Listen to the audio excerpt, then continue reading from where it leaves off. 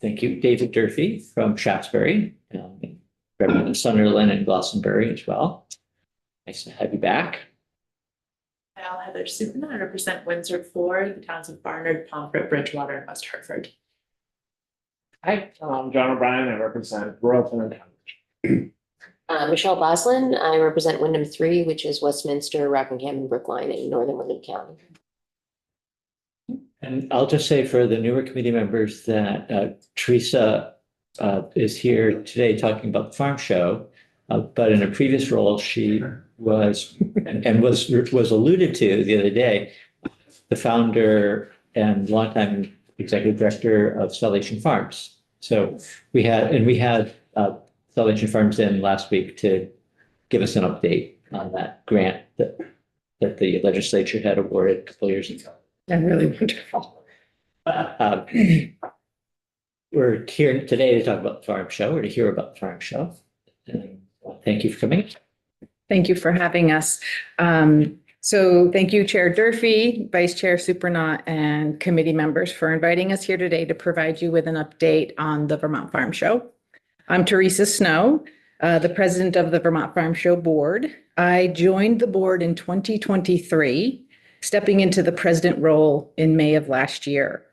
So as Chair Durfee just alluded to, many of you may be familiar with me from my past work founding and directing Salvation Farms.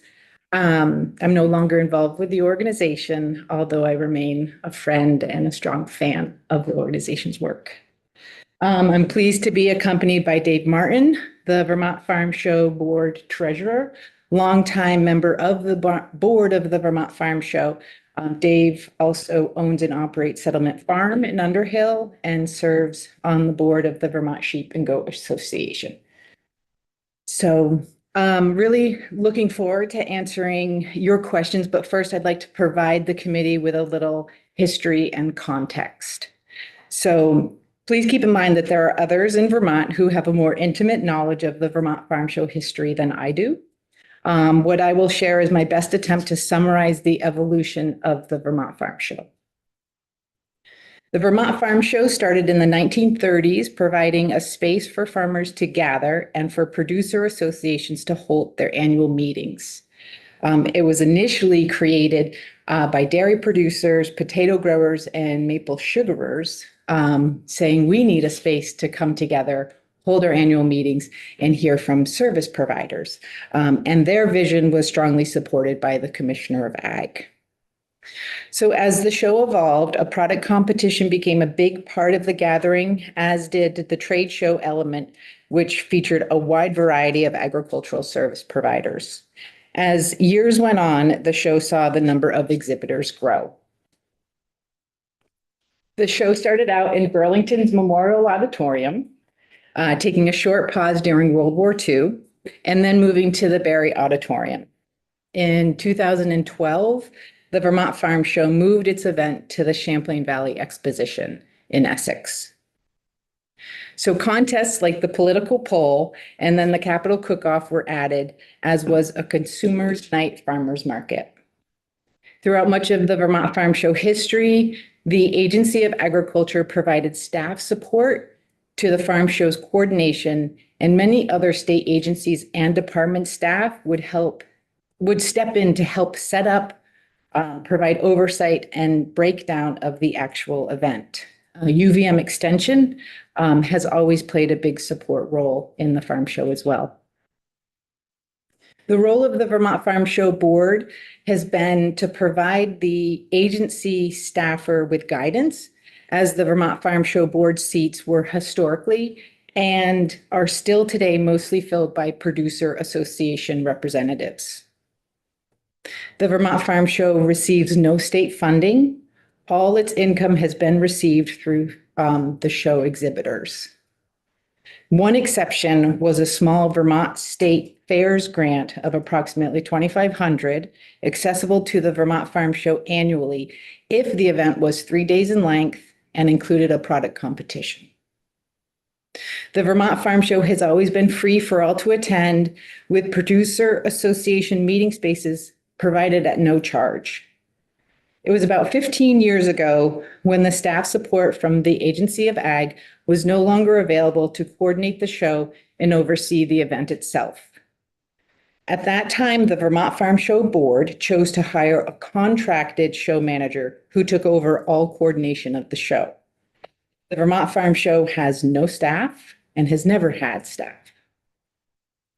Due to the organization's corporate status, the Vermont Farm Show is unable to provide tax deductions for donations it receives. This limits the organization's ability to raise money.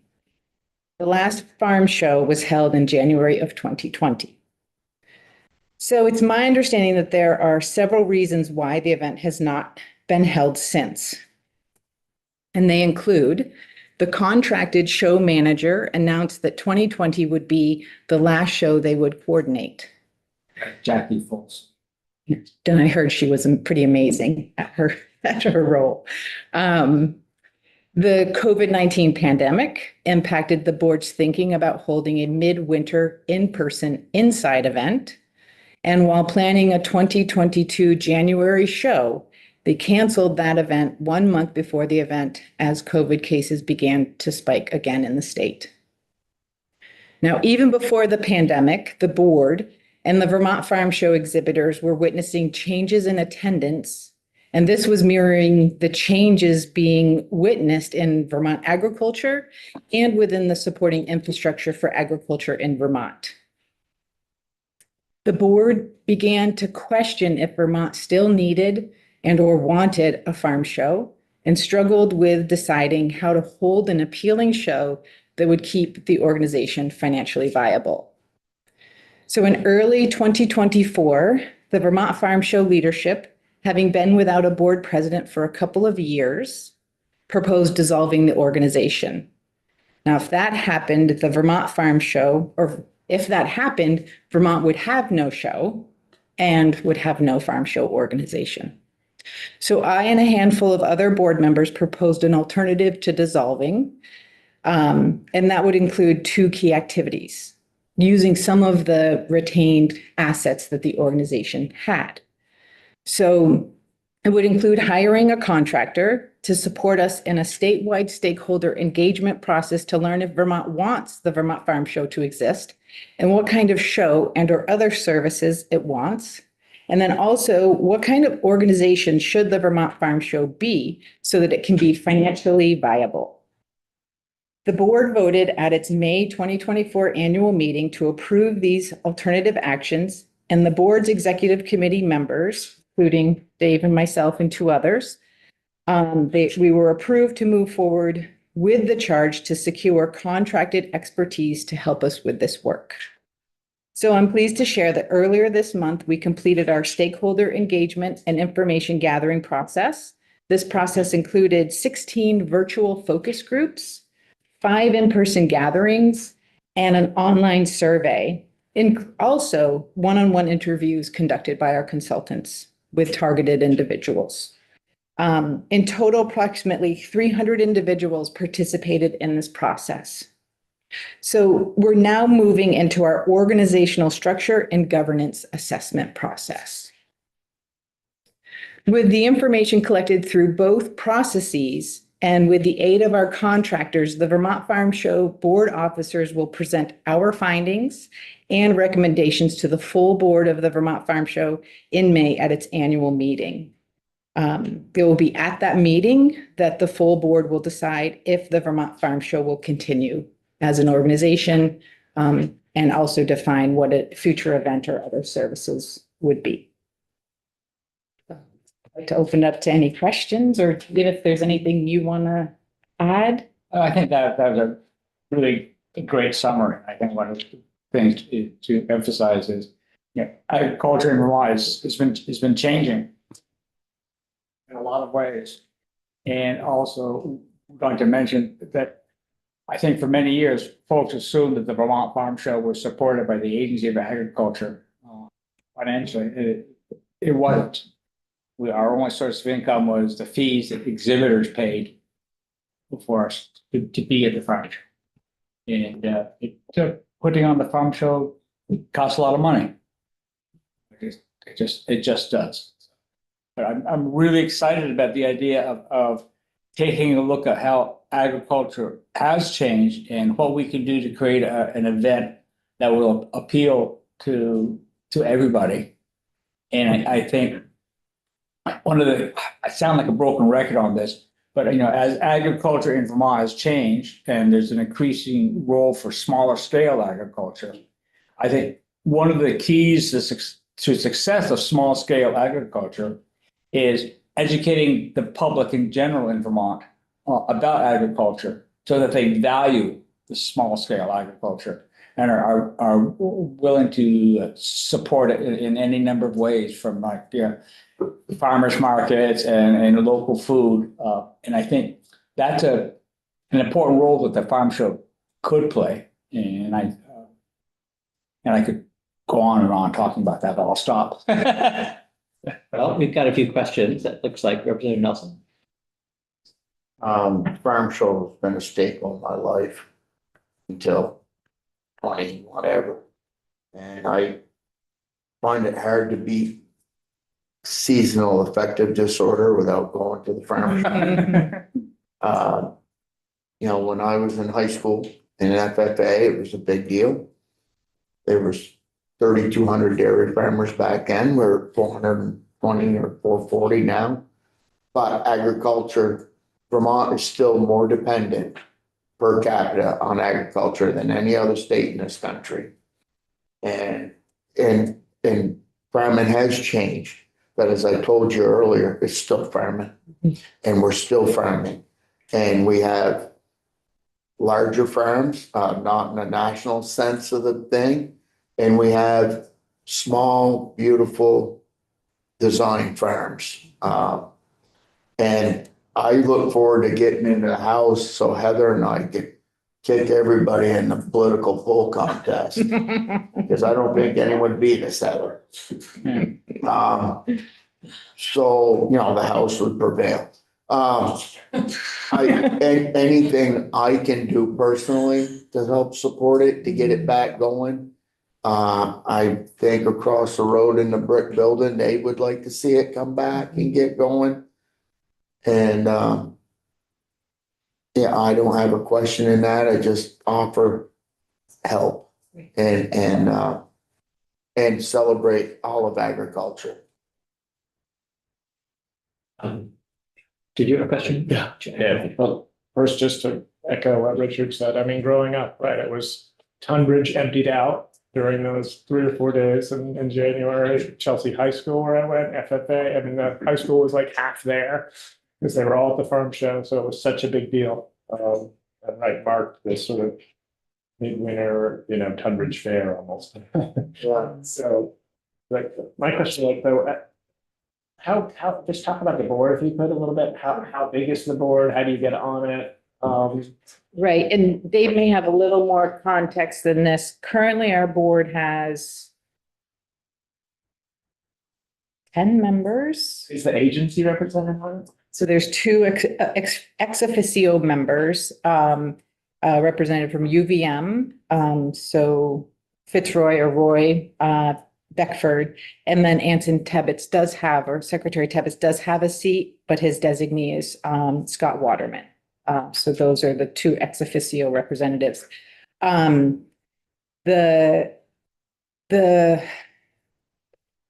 Vermont Farm Show, its incorporated structure is a 501c5. Yes. So one of the things as we think about governance and structure is, do we change our incorporated status, which will take a little bit of money and time investment. Which would, I think, maybe an C3 could give us more leverage, but with the C5, it is, I don't know that much about the structure, but it is more of a association structure or a service structure. And the way the bylaws are drafted, members are representatives of affiliated agencies or organizations. So yes, and this has been also provided to you electronically. So the only person not affiliated with an organization or association on the board right now is myself. We have Vermont Horse Council, Vermont Maple, Beekeepers, Veggie Berry, Fruit Tree, Sheep and Goat, Rural Vermont. And I think we have dairy as well represented. Are you allowed to lobby? Is there a, Probably a little bit. And I know that if we were to change our corporate status, let's say to a C3, we would still have a small amount of lobbying potential. One of the things that came out of the stakeholder engagement, which there were many really interesting findings and input, but this, how do we leverage collaborations? Both of those represented by our board association affiliations, but also other partnerships. So how could we work with, let's say, the Farm Bureau, even though this wasn't necessarily brought up, because they can lobby. So I don't know how entity representatives necessarily got on the board other than being not, recommended and nominated if they were The way interested. the bylaws were written, is that there could be an organization, say NOFA, and they would be contacted, and they would appoint one of their people as a voting representative. That's sort of how it was organized. Because originally they were like, for instance, when it was first set up, there was a potato grower. There aren't a lot of potato growers in Vermont anymore. no House and Senate Ag ever? No House and Senate Ag were on the board? Legislative representatives, Yeah. no. But again, as we think about the governance and organizational structure conversations, right now we've asked all current or sitting board members to complete a survey around structure and governance, as well as our past 3 officers who are now resigned to offer their perspectives, as well as, excuse me, Jackie Folsom, the previous farm show manager, and also invited the Secretary of Agriculture to also offer some perspective because, I'm circling back. I lost your question. Oh, I think that, around board membership, I think that as we consider a new potential corporate status, there's a redrafting of bylaws, which can create a whole new guidebook for how we recruit, what terms are, what kind of representation we want. So I think, legislative representation would be great, particularly legislative representation that is associated with farming would also be great. But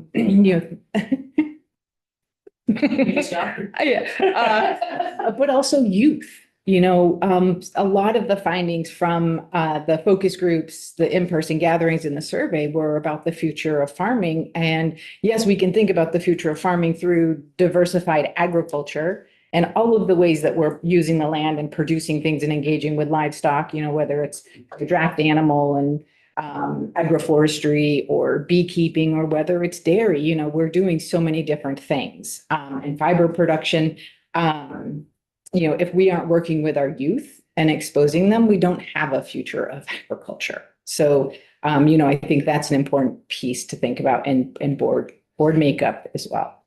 You see, I think of it, I think the Vermont dairy producers have a meeting every year, 1-day meeting in Burlington. If be coordinated at the same time as a farm show. And the Vermont maple producers and all these other groups and NOFA, and if they coordinate things through the farm show, then you're getting the people there. And then you get the vendors there. The Midwinter NOFA conference. And I think that one of the things that's changed historically with the farm show is, 30 years ago, if you were, I just used a dairy farmer, there wasn't a lot of events for you. If you wanted to meet other farmers, it was the farm show. If you're a dairy farmer these days, there's events all year long, educational events, a chance for you to gather with other farmers, and you have they had their own big annual meeting. Like the dairy meeting is a very, it's a day-long event. It's a big event. And a lot of those folks, like the hunt and the beekeepers, the same thing. They sort of moved on they've grown, they meet their own needs for gathering and supporting each other. So that's a change in how the farm show meets the needs of the agricultural community. And we need to address that. And I think what we really want to do is the example I used, it was a dairy farmer. If you're a dairy farmer and you're really, really busy, and if you you take the time to come up to the farm show, at the end of the day, as you're driving back to milk cows, you say to yourself, that day it was worthwhile. It was worth my time away from the farm to come up and learn and meet other farmers. And we really need to create a venue, an event that does that for folks. And we need to spend a lot of time thinking about that and how to organize. And it's going to be a lot of work, but I think there's a lot of potential. And people have fond memories of the farm show. I went to the farm show down in Barrie many times. And people, one of the feedbacks we got was, why don't you move back to Barrie? And instead of CVE, because I think they had this image of Barrie being more traditional, more old fashioned, and then and pleasant memories. My philosophy is, farming has changed. Representative Boston, question? Yeah, I mean, I was just wondering, as you started to touch on it, but I mean, you said 300 people were surveyed and you have the results back. I'm just wondering if there's anything else that came out of those 300 that was a pretty clear direction of where things might be headed. Yeah, it's a great question. I want to say one thing on what Dave was just sharing. I think one of the other things that affected or that the leadership of the Vermont Farm Show Board was kind of grappling with was the fact that prior to COVID, and then in the midst of that, all of the associations did start to hold their own things, where previously there was just the umbrella of the farm show. So that was, I think a lot of weight on, who are we serving and how to be successful and viable. So the findings,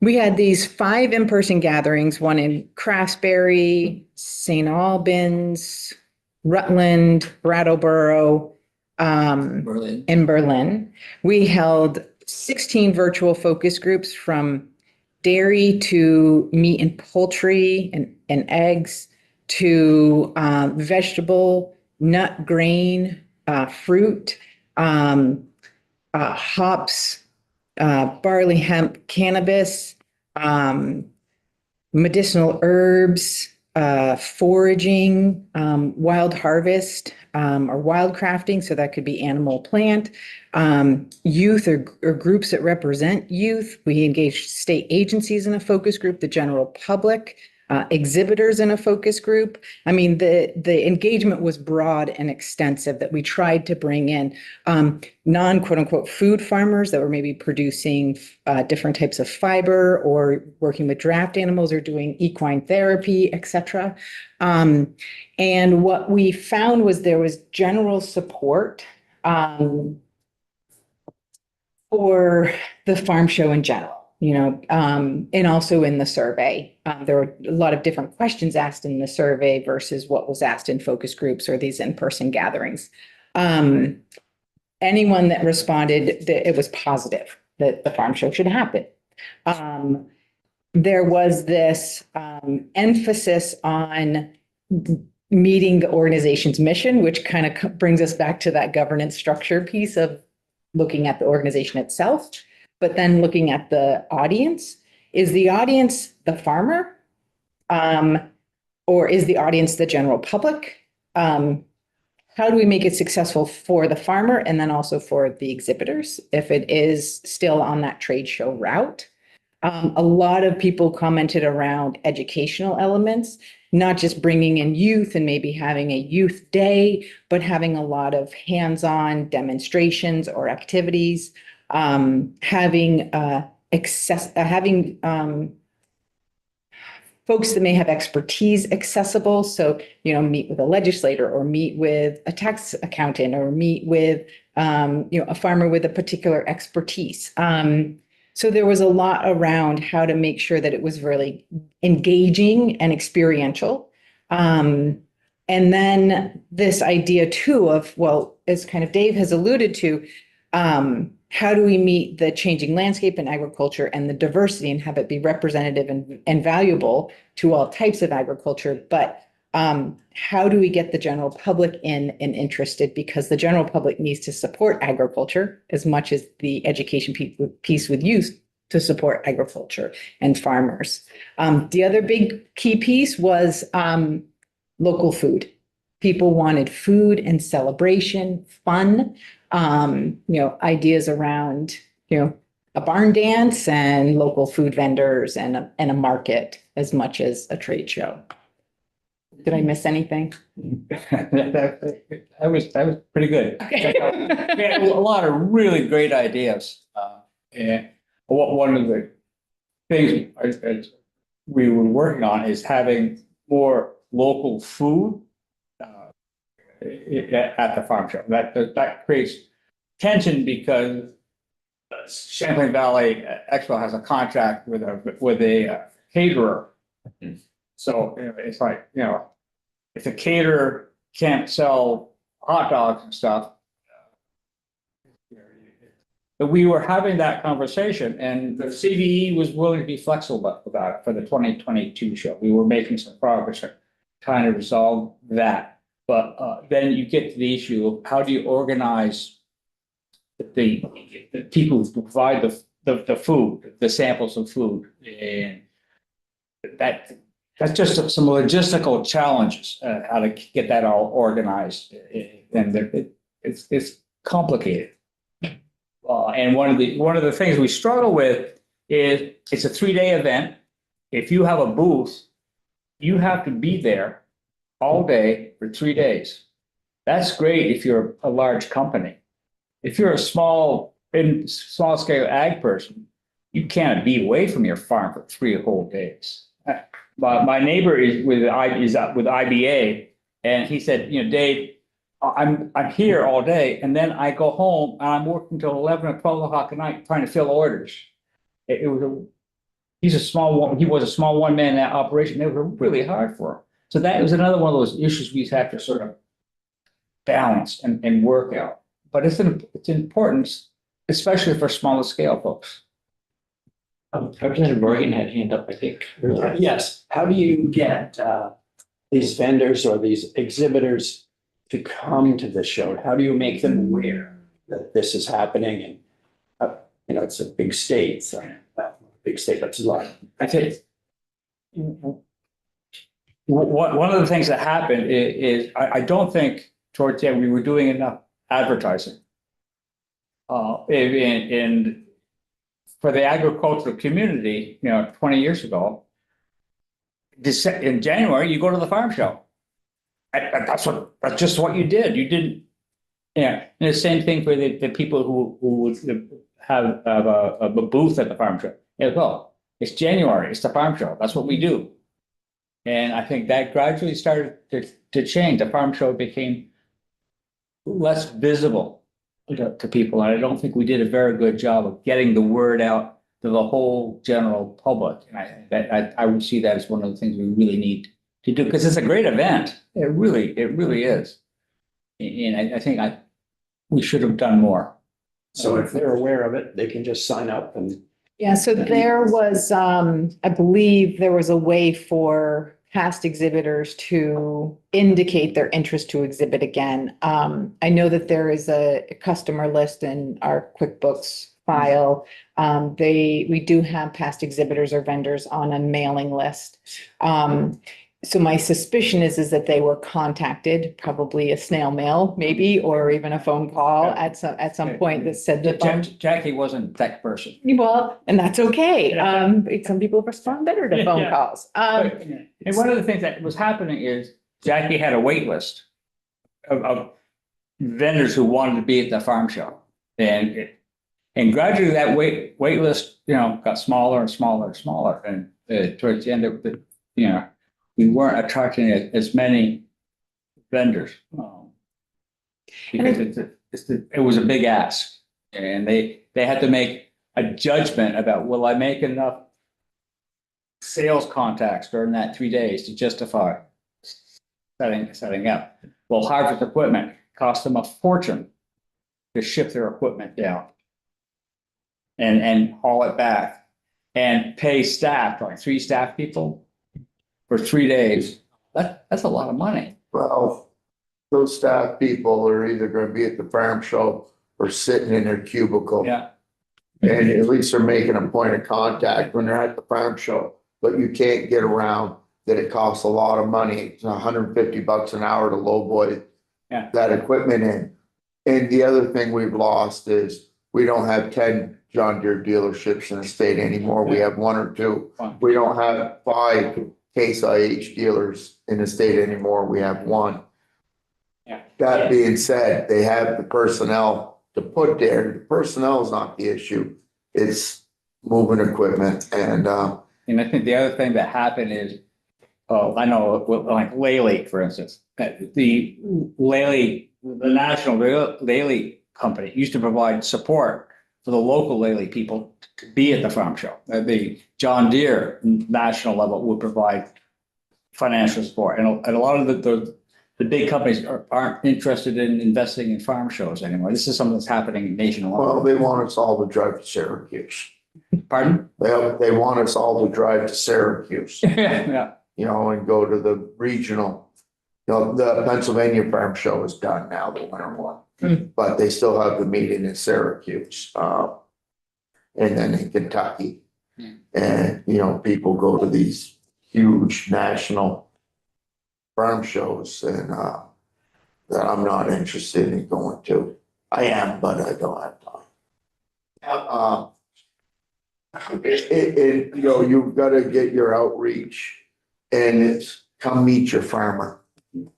Well, you know, celebrate local foods, celebrate your local farmers, come meet your farmer, know your farmer. You know, that's a marketing, that's marketing. Know your farmer, meet your farmer. And then it's success stories in farming, how we've lowered the total daily maximum load, you know, in the watersheds and it's all these celebrations that we should be having to celebrate farming and outreach to our consumers. And DFA should be involved in Cabot. And Cabot always had a presence at the farm show. And it's just, it was a shame that was ever stopped because we lost the momentum that we were hanging on to.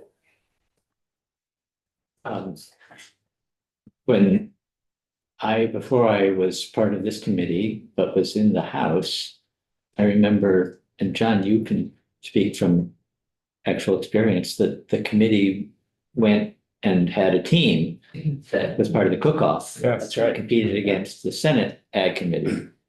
And the agency. And the agency had a third, yeah, and maybe there were others too, but so I would look forward to that being restored. We need to draft Bjorn. Caterer. Yeah, right, yeah.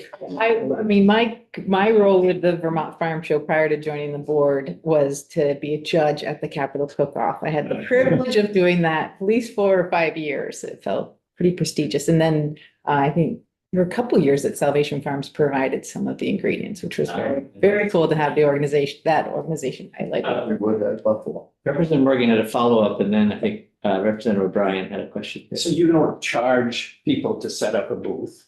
We do. You do. So that, yeah, and there were different booth sizes, and I don't fully know if there were different tiers, if they were nonprofit versus for-profit, or if they were a state agency or a nonprofit, because there were a lot of service providers that weren't necessarily for-profit. There were from the big tractor dealers to like fencing to I'm not sure what else, other types of equipment, but then there were also like conservation districts and the Agency of Ag and Extension and, Farm to Plate and, probably the food bank and et cetera, all set up as different service providers, Yankee Farm Credit, et cetera. The venue was set up in 10 by 10, a slot was 10 by 10. And that's what you got now it was about $400. And one of the things that struggle is if you have a big corporation, that's fine. But you have small nonprofits or, they're always asking for a discount. And then, and what you want to do when you want to support that, but you also, like I said, it costs a lot of money. The venue itself is just over $50,000. Just But admission is free. It has been, Admission is free. yes. I've considered changing that. The board considered that, looking at their 2022 show that was canceled. They were working with a event organizer, Delaney. And they were looking at a door fee. I think some of these questions will come up through that structure and governance and financial viability, floating of change in corporate status. Could we become a membership organization? Could we ask for donations at the door? How do we ease into a potential entry fee, so that, I think people that are going to come to the farm show, a future farm show, which doesn't have to look like the past one, has to be really smart in how it's promoting, recruiting, organizing, and also its scale so that it feels full and engaging, but that it's not drastically different from the previous, because we don't want to shock anyone into not wanting to participate. Because I've been to different types of shows and I know there was a charge for the booth and there was always a charge to get in, and people kind of expected they weren't going to get in for free. So. Representative O'Brien? Just one remark. This reminds me a lot, just having grown up in Tunbridge, also like our agricultural fairs and field days, because they're for farmers, they're for the general public. They're for youth. When I think of Tunbridge Thursdays, the sort of student day, so you drive down the valley and there are 500 school buses there. It's amazing. So my question was, at its sort of golden moment, how many people actually came to this? Well, that's a good question. There was never a count. There is noted in the history that's on the website, and I provided that as a PDF, that history information, which there's also a video link included in that, that maybe 10,000 was the peak per day. But I think one thing we actually will need to do is in the future have a counter at the door so that we can promote that to exhibitors. If you're a vendor and you're trying to convince a vendor to spend the money to come, it would be really nice to say, if you come to our 3-day farm show, this is how many people came through the door. All we had was a WAG, wild ass guess. And one of the reasons we wanted to charge admission is, I give you, we had 10,000 paid admissions. That's a number that a vendor can say, yeah, that works. There was never a youth day either, was there? It was FFA day. Right. Yeah, and a lot of the Silver vendors, night. it was funny, a lot of the vendors would say, oh, it's FFA day. Put away your freebies, That's funny. because the kids would come through with a plastic bag and scarf every sample off every day. Never heard of such a. Oh, okay. But interesting that, being relatively close, I don't ever remember, besides FFA, like the general school populations didn't go to it, which they should have. No. And there was a lot of input around that, how to bring more youth in. And is there a youth day? Is there a youth family day? Is there a weekend day? Because it always happened like a Tuesday, Wednesday, Thursday. Because if you're a dairy farmer, every day is. Right. And I think that was to accommodate some of the exhibitors who don't necessarily work on the weekends. But then how do we think creatively about that? When can we be more accessible to different types of the population? Have we thought about expanding it to include our forestry industry? Well, that was some of Because it the, was always a part of it. There was always some logging component there and include the forestry. we invited some folks to our focus group that was forestry as well as draft animal work, both woods-based and field-based. And there was interest in incorporating elements of forestry into the show. No. Sounds like it was, back in the day, it was a trade show that appealed to a lot of people because a lot of Vermonters were part of the trade. They were, Working landscape. yeah. And now it needs to be, if it's revisioned as a consumer show, maybe it's a different, approach, because we all are interested in food, local food. And there are a lot of backyard farmers that are trying but don't quite know how. And they would be certainly interested to come to something like this as That's an why- educational. One of the things we're looking at is having part of the show being on a weekend. Because if you're a small scale farmer, if some of the folks, the only reason they can farm on a small scale is because they have a job during the week, and they can't take it.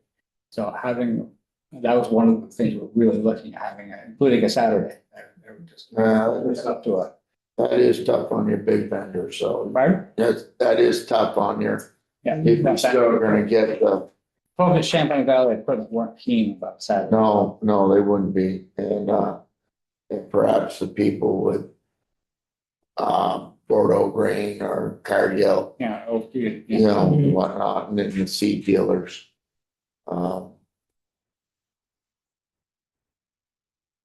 But there's,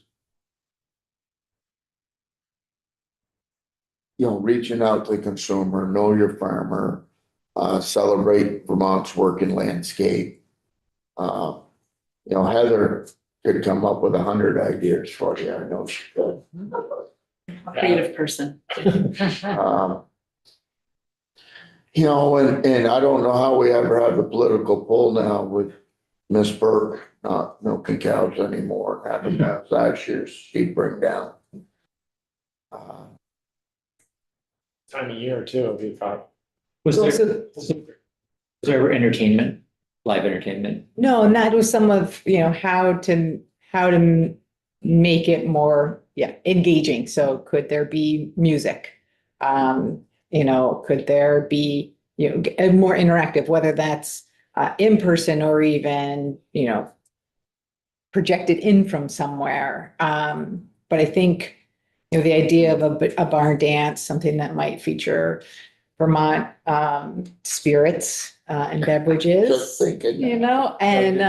But the timing and location also came up as a point of conversation. A lot of folks wanted the farm show to be more central again. They did appreciate the convenience of Essex in the sense of the ease of parking, that it was all level ground, so physically accessible.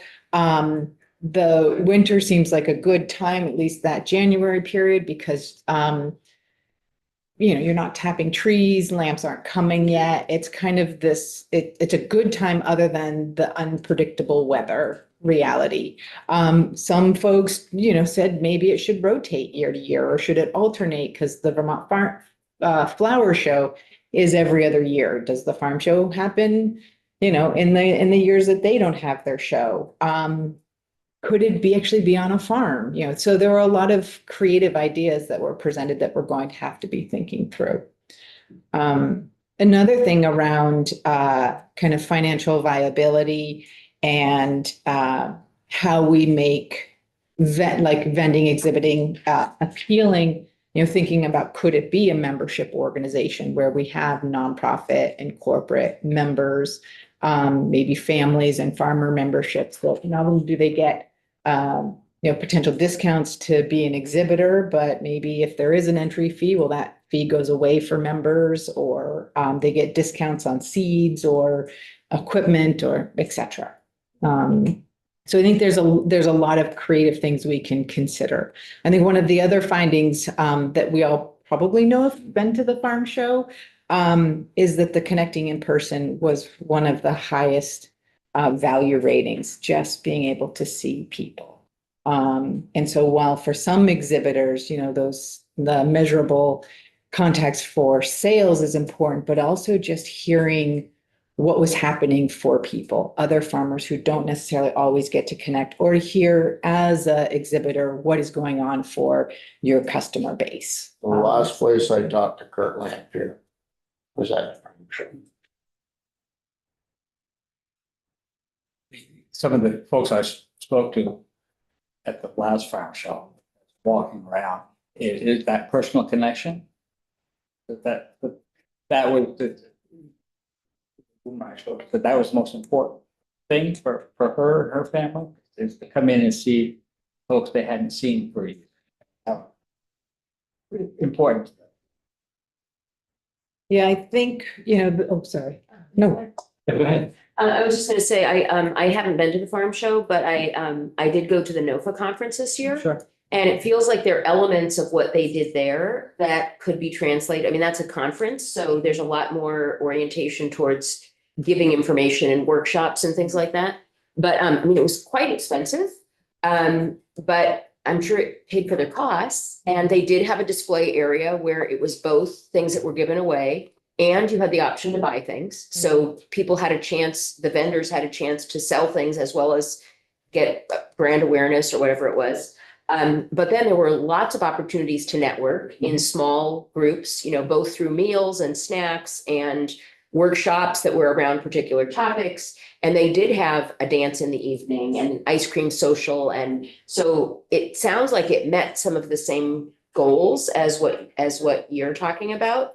But I mean, it feels like there should be a way to do that in a broader sense and have it work, but I don't know exactly what that looks like.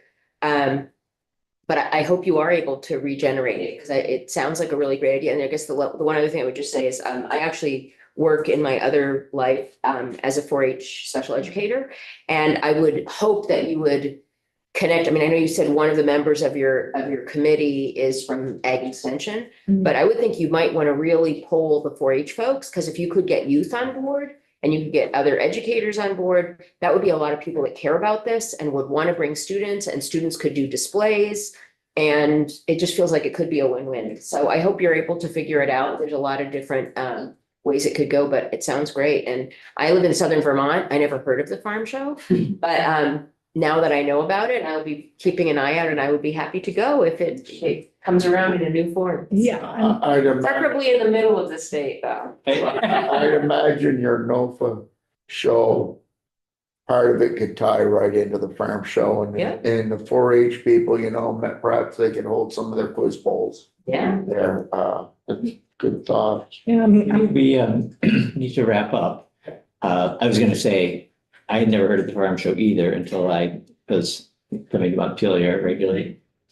And one final thought here. I've been to the shows in the past a number of times, and I really look forward to it in the middle of the winter. Getting to do that is just great. And you probably won't be doing anything this year. You're hoping for 2026. well, that's going to be really up to the full board. And I think given that we don't have staff, we're using a lot of our cash assets to support our contractors in this process. I think, if we look to a change in corporate status, that's going to take some time. So I'm not sure we'll have the financial resources to necessarily hold a show in 2026 successfully. And I think success on a return is really important of the event.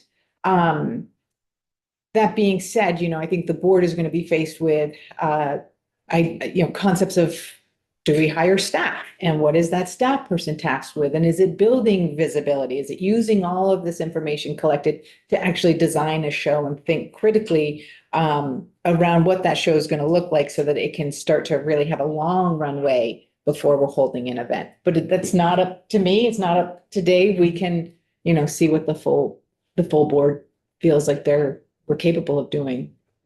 It comes back. Well, we do too.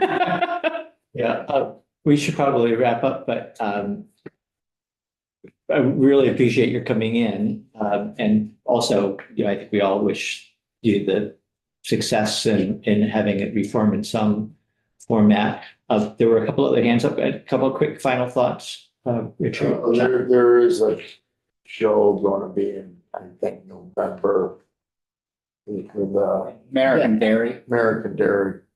Which was just kind of an idea to get the ball started again. I believe it's not something I heard it's gonna be annual. It's just an idea to maybe get things started again. And Anson is pretty excited about it. Secretary Tebbets, excuse me. but these are all. And it just breaks that winter cycle. I was just gonna say that interesting that Southerners here did not hear about it because it used to get a lot of media coverage, like Channel 3 would broadcast the milking contest and WDEV, I think, was there all 3 days broadcasting. They don't watch Channel 3 where they're from. Exactly. I went to a festival at Champlain Valley. It was a Renaissance fair. I went there this year. I drove all the way up in order to go to it, but I heard of it. You know, I didn't hear about Yeah. the farm show 4 years ago. Thank you for having us. And also want to just, I meant to say this earlier, congratulations to the new legislators. I think that's, I think that's exciting, to have some change. Encourage you to check out our website, There's lots of- especially the history section, the drop-down menu. Lots of neat, interesting and neat stuff. We'll take